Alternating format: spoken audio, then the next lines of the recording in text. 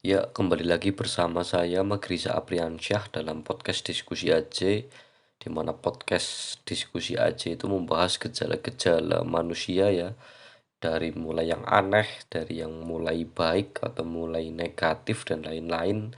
Kita akan bahas kupas tuntas mungkin. Terus semoga para pendengar dalam kondisi sehat selalu agar terus dapat menikmati podcast saya ya. Terus mungkin untuk saran-saran atau pembahasan lebih lanjut bisa di DM Instagram saya. Instagram pribadi saya tidak jadi masalah, nanti temanya apa dan lain-lain. Jadi saya bisa ngambil apa ya, beberapa data lah atau beberapa sumber menjadi acuan seperti itu.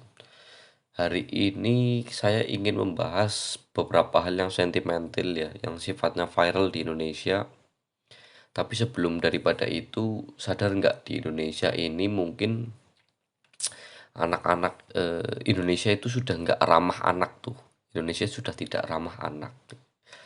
Munculnya berita hari ini ya di internet atau mungkin di media mainstream, mungkin di koran, berita TV, di internet, sosial media dan lain-lain itu banyak sekali tuh yang menyangkut tentang anak kecil gitu. Pertama, mungkin para pendengar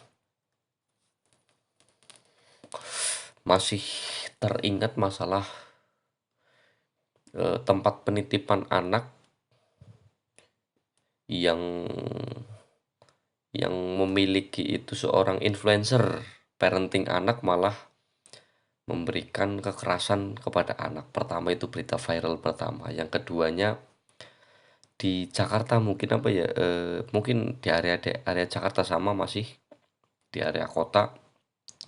Jadi seorang ibu karena mungkin kena tekanan psikologinya atau mungkin gangguan pada psikologinya, dia rela membunuh anak umuran 1,5 tahun kalau nggak salah apa ya di berita ya gitu.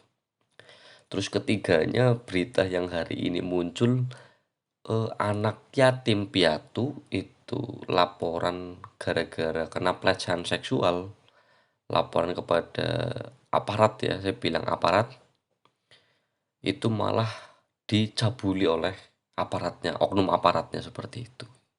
Jadi hari ini mungkin Indonesia mungkin sudah tidak ramah anak kayak gitu.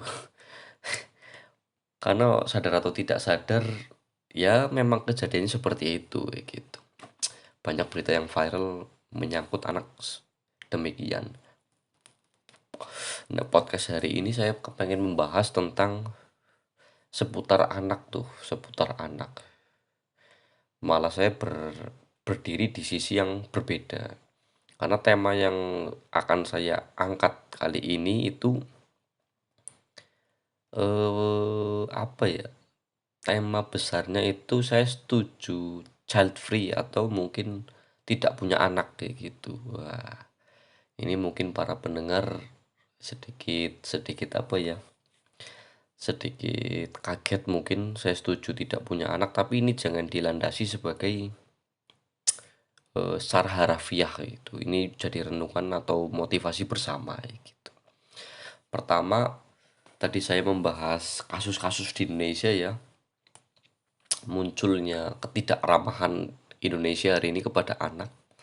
Pertama, baby daycare atau mungkin tempat penitipan anak itu melakukan kekerasan kepada anak ya, dititipkan di penitipannya gitu. Padahal yang punya itu adalah seorang influencer parenting anak. Ini kan nggak masuk akal tuh. Nah, kesalahannya setelah saya cari tahu beberapa sumber, segala penitipan anak itu harus dicek tuh. Dia punya izin atau enggak, terus dia terakreditasi ya istilahnya. Karena di luar negeri tersendiri babysitter itu gajinya cukup tinggi tuh, karena mau nggak mau babysitter atau mungkin tempat penitipan anak itu gajinya tinggi karena mau nggak mau dia harus mengajari anaknya supaya paham tentang pendidikannya, soal mungkin perilaku ya, sesuai adat kebudayaan di Amerika dan seperti itu. Kok ini ndak masuk logika ya gitu. Mungkin kita tanyakan kembali kepada pemerintah ya, kok bisa hal-hal seperti ini tidak diawasi gitu. Berarti kan memang Indonesia tidak ramah anak ya. Yang keduanya, permasalahan tekanan psikologi ibu ya, seorang ibu itu membanting anak umur 1,5 tahun gara-gara suaminya itu masuk bui atau penjara gitu.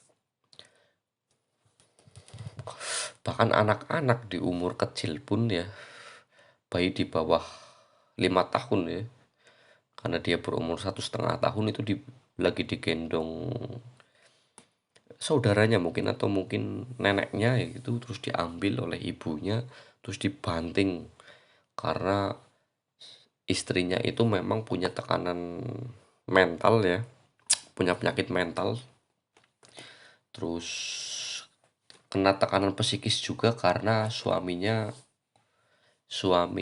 itu masuk bui atau masuk penjara gara-gara penggelapan kendaraan kalau nggak salah, penggelapan mobil kalau nggak salah. Lah ini kita tanyakan lagi dong ke pemerintah itu, pemerintah itu kadangkala tidak ingin campur tangan kayak gitu. Hari ini banyak orang membahas diabetes, mungkin yang keduanya membahas darah tinggi, membahas kanker, bahkan membahas penyakit-penyakit remeh-temeh ya. Pemerintah ini mungkin kayak penyakit kulit dan lain-lain itu membahas penyakit remeh ya gitu.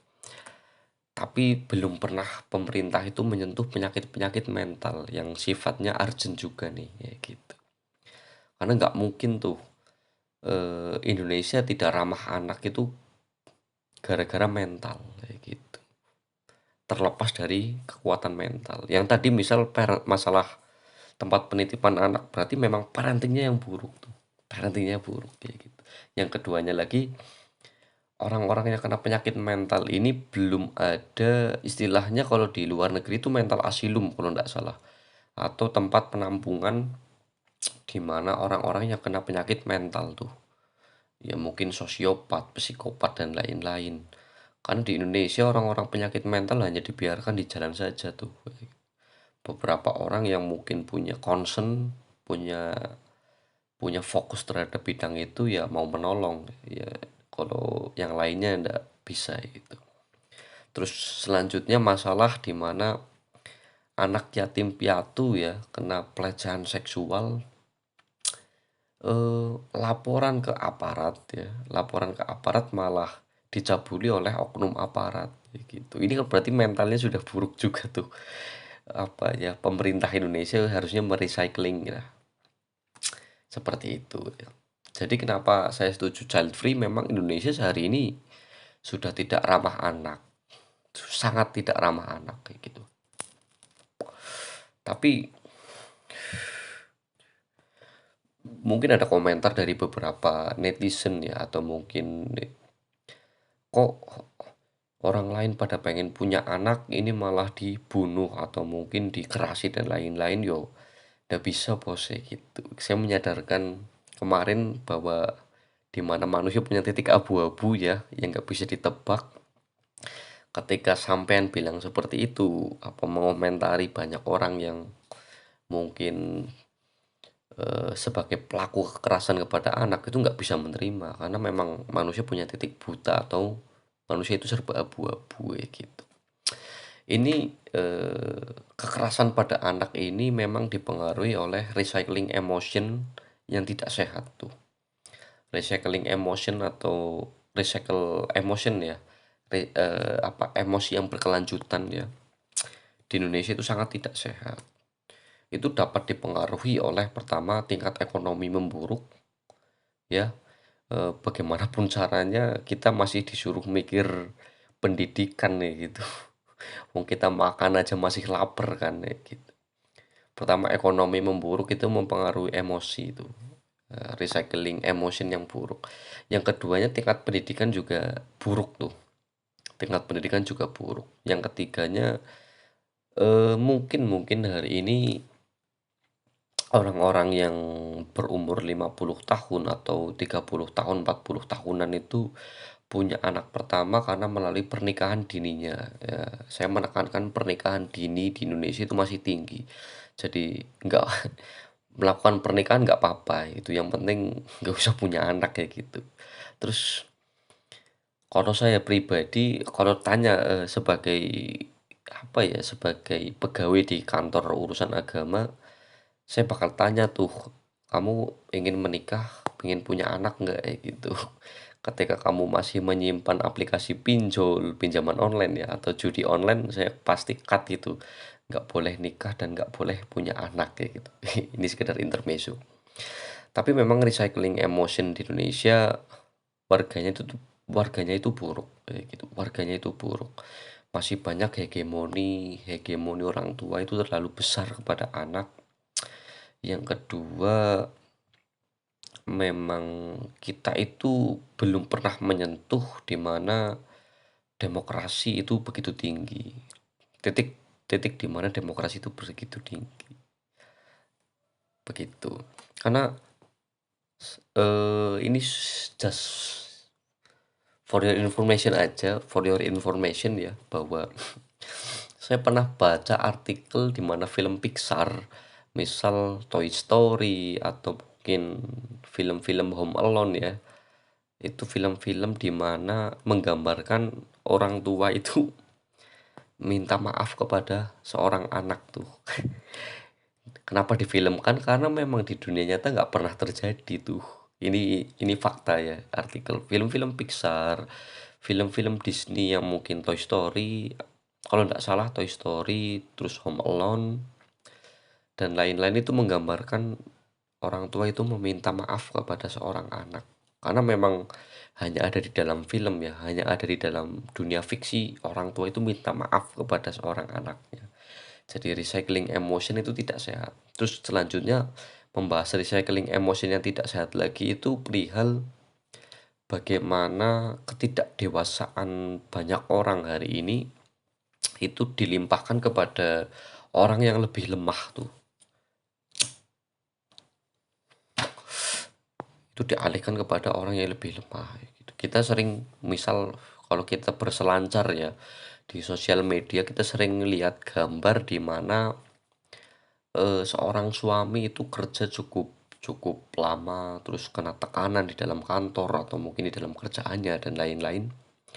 Itu dibawa pulang, terus dia marahin istrinya, istrinya gantian marahin anaknya. Nah, ini sosok-sosok orang yang dewasa inilah yang tidak patut punya anak tuh. Maka kenapa saya mengambil tema bahwa Indonesia itu lebih cocok child free atau tidak punya anak orang tuanya, karena memang pertama dari recycling emosinya, pendewasaan emosinya jelek. Sangat-sangat jelek, sangat-sangat jelek. Tapi kategori anak itu sampai umur berapa sih ya gitu. Kalau nggak salah di kitab undang-undang hukum perdata itu 21 tahun itu baru dianggap dewasa ya gitu. Ini kitab undang-undang hukum perdata. Tapi kitab undang-undang hukum pidana itu beda lagi tuh.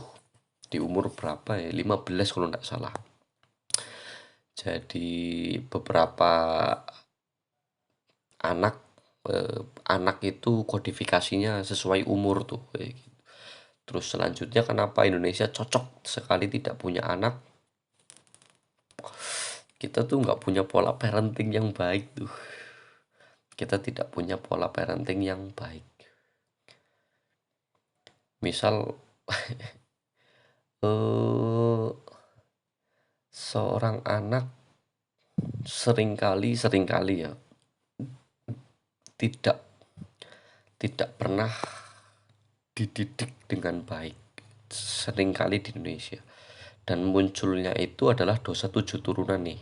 Misal orang tua mengajarkan anak itu kurang baik, misal dengan kekerasan atau mungkin otoriter ya di dalam keluarga.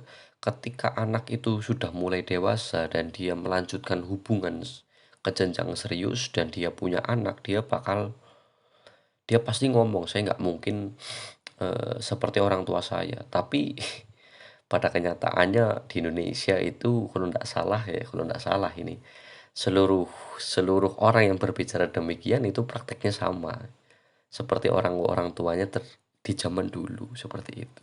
Jadi pola parenting di Indonesia itu buruk, sangat-sangat buruk. Kenapa kenapa buruk? Pertama, eh, contoh yang paling baik adalah contoh yang paling baik saya itu apa ya, melihat banyak bayi atau mungkin anak-anak ya yang tidak bisa atau mungkin tidak lancar membaca, tidak lancar berbicara itu bukan gara-gara memang beberapa hal ya, ini force major, bukan karena hal terbesarnya itu punya penyakit, tapi karena memang di dalam rumahnya itu ya udahlah kayak gitu. Kita sediain HP aja, suruh nonton HP, suruh nonton TV, kartun, sehingga munculnya dia tidak lancar membaca, tidak lancar berbicara tuh. Ini pola parenting yang buruk tuh.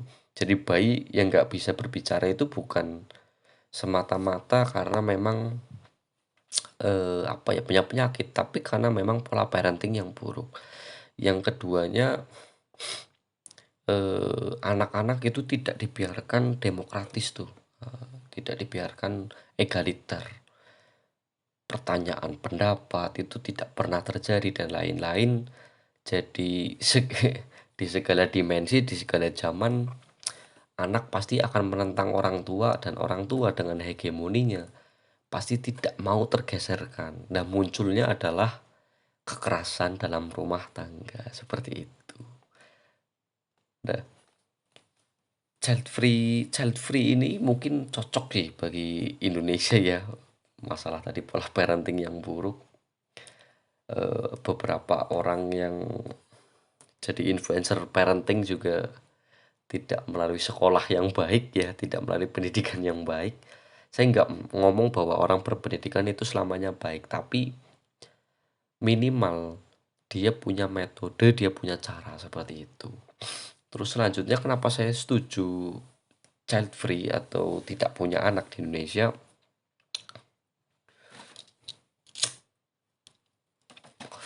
Banyak pernikahan yang dimulai dari main-main tuh. Pernikahan dimulai dari main-main gitu. Ini apa, langkah awal yang buruk yang melahirkan anak gitu. Jadi banyak pernikahan yang dimulai dari main-main. Misal eh, mungkin karena pernikahan dini atau mungkin karena kecelakaan ya, married by accident, MIB dan lain-lain tuh. Itu bakal menghasilkan eh, pola parenting yang buruk juga. Jadi pernikahan ini merupakan awal dari parenting anak yang selanjutnya gitu. Pemilihan calon istri, pemilihan calon suami itu merupakan apa ya, sebuah langkah, sebuah ikhtiar, sebuah usaha untuk membentuk anak ke depannya tuh, kayak gitu. Karena kalau di dalam agama muslim saya ya, di agama Islam saya disarankan mencari pasangan itu sekufu atau segolongan tuh. Karena kadang yang sebelah tidak paham itu memang jadi hal yang paling besar. Jadi pernikahan dimulai dari main-main itu nggak cocok tuh. Di Indonesia pernikahan banyak main-mainnya tuh. Ya, janji kepada Tuhan saja bisa dilanggar ya, apalagi janji kepada anak seperti itu.